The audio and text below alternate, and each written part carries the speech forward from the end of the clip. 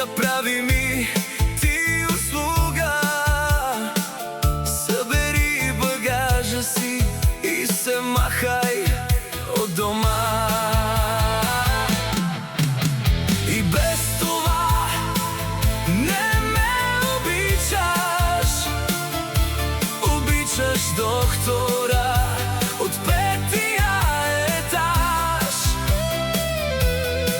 Нали те виждам как с поглед го събличаш, флиртуваш и искаш да си в неговия антураж.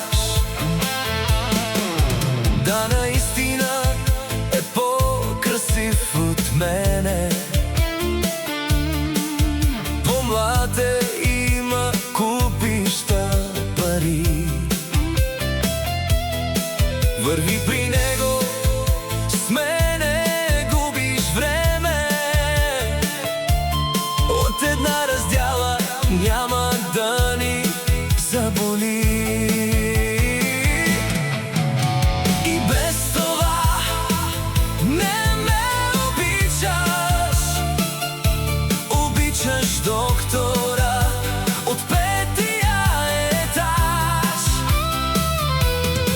Нали те виждам как с поглед го събличаш, флиртуваш и искаш да си в него